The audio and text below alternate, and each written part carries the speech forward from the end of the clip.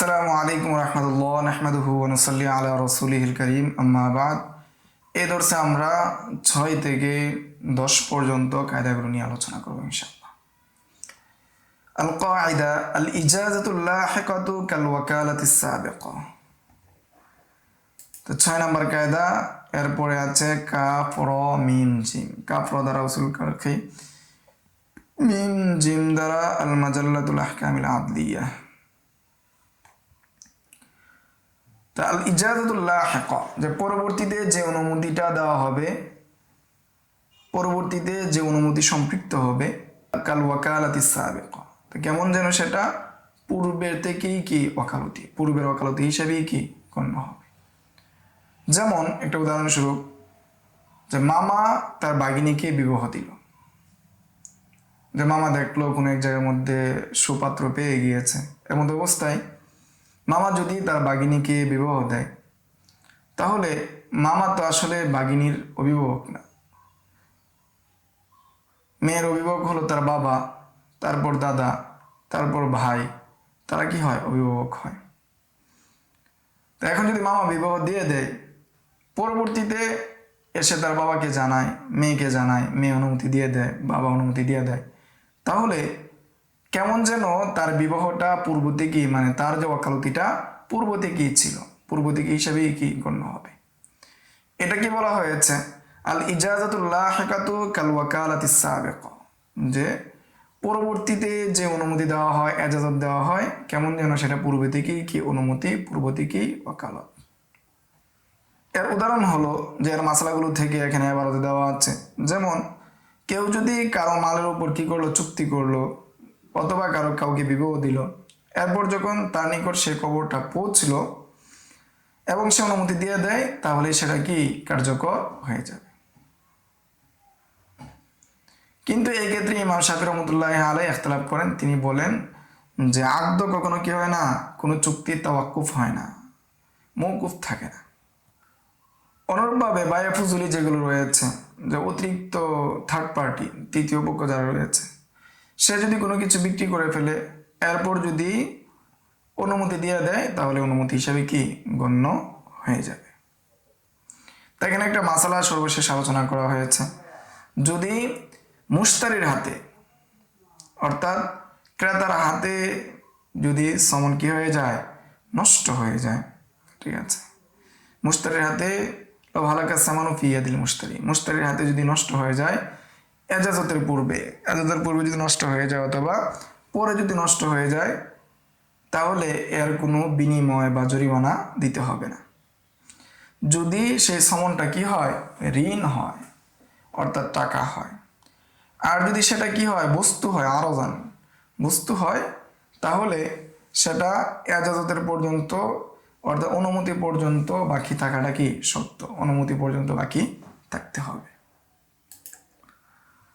7 নম্বর কায়দা, আল ইজতিহাদু লা ইয়ানকুদু বিমিসলিহি ওয়ালা ইউআরিদুন নাসা। যে ইজতিহাদ তার আরেকটি ইজতিহাদ দ্বারা কি হয় না, নাকিস হয় না। একটি ইজতিহাদ তার অনুরূপ আরেকটি ইজতিহাদের মাধ্যমে কি হয় না, নাকিস হয় না, এবং সেটা নসরের কি হয় না, বিপরীত হয় না। ইজতিহাদ কখনো কোরআন এবং হাদিসের বিপরীত হতে পারে না। ইমাম আবু হানিফার ইজতিহাদ হোক, ইমাম শাফির ইজতিহাদ হোক। শিন্নুন দ্বারা আসবে নাজের, সিয়ার দ্বারা সহ সিয়ারুল কাবির, এই 2 কিতাব থেকে এই কায়দা নেওয়া হয়েছে, দুটো কিতাবের মধ্যে রয়েছে। যেমন উদাহরণস্বরূপ, যে বিষয়ে আবু বকর রাদিয়াল্লাহু তাআলা ফয়সালা করেছেন, হুকুম দিয়েছেন, কোরআন হাদিসে নেই, সেই বিষয়ে ওমর রাদিয়াল্লাহু তাআলা কি করতে পারবেন না, ইখতিলাফ করতে পারবেন না। কেন? এর ইল্লত হলো যে প্রথম যে ইজতিহাদটা, সেটা কি দ্বিতীয় ইজতিহাদের চেয়ে কি শক্তিশালী। যেহেতু প্রথম ইজতিহাদটা দ্বিতীয় ইজতিহাদের চেয়ে শক্তিশালী, সেই জন্য ইজতিহাদের মাধ্যমে অন্য আরেকটি ইজতিহাদ কি হতে পারে না, নাকিস হতে পারে না।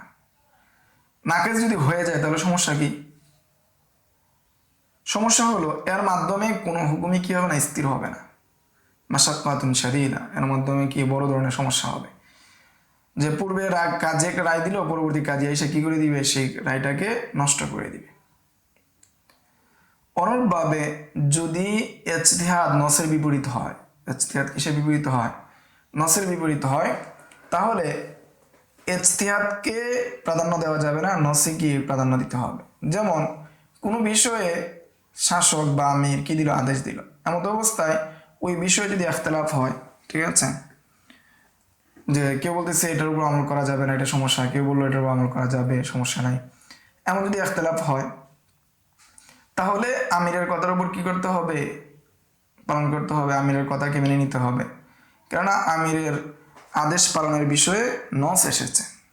আমিরের কথার উপর কি আসছে? নস আসছে যে ওয়াসমাউ ওয়া আতিউ ওয়ালাউ আমারু আলাইকুম আবদুন হাবশিয়ুন মুজদা, যে তোমরা কি করবে? শুনবা এবং মানবা, যদিও তোমাদের উপর কি হয়? আমির হয় একজন হাবশি গোলাম, ও যদি কি হয়? একজন আমির হয়, তারপরে কি তার আদেশ মানতে হবে। তার ফলে আমিরের আদেশ মানা কি হয়ে যাবে? এখানে আবশ্যক হয়ে যাবে। এখানে আল ইজতিহাদ লা ইয়ানকুদু বিমিসলিহি, যে ইজতিহাদ তার আর অনুরূপ আরেকটি ইজতিহাদের মাধ্যমে নাকেস হয় না বা ভঙ্গ হয় না। এই ইজতিহাদ দ্বারা উদ্দেশ্য কি? ইজতিহাদ দ্বারা উদ্দেশ্য হলো ইজতিহাদের শরঈ এবং ইজতিহাদের তাহাররি এবং কযাউল কাজী, যে বিষয় কি মাসালাগুলো ইখতিলাফ হয় সেগুলো। তাহলে অনুরূপ একটি ইজতিহাদ আরেকটি ইজতিহাদের মাধ্যমে কি হয় না? নাকেস হয় না। আমরা 7 নম্বর কায়দা থেকে জানলাম আল ইজতিহাদ লা ইয়ানকুদু বিমিসলি ওয়া লা ইউআরিদুন নাস, ইজতিহাদ আরেকটি অনুরূপ ইজতিহাদের মাধ্যমে নাকেস হয় না, বাতিল হয় না, আর ইজতিহাদ কখনো নসের বিপরীত আসে না।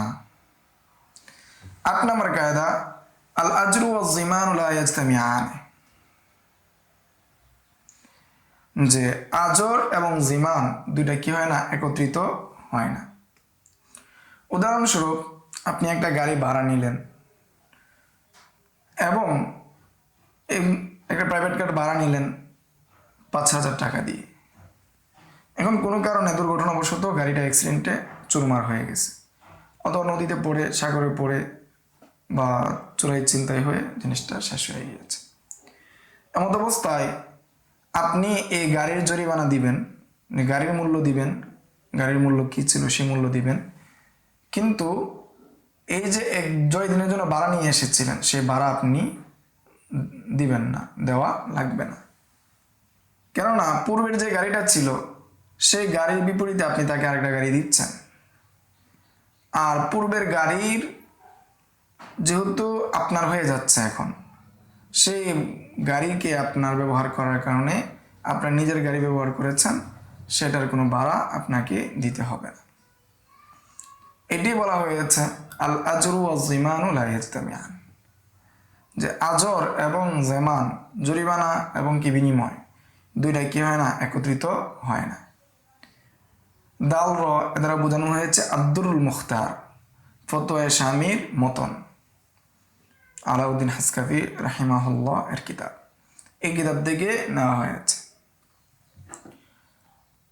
যে এখানে একটা উদাহরণ দেওয়া হয়েছে, মাসালান ইজাস্তাজারাদা আবাদান, যে কোনো ব্যক্তি কি করলো? একটা এই পশু ভাড়া নিল, যে নির্দিষ্ট স্থানে যাবে। এমত অবস্থায় সে নির্দিষ্ট স্থানে গেল, গিয়ে আরো বেশি গেল, এবং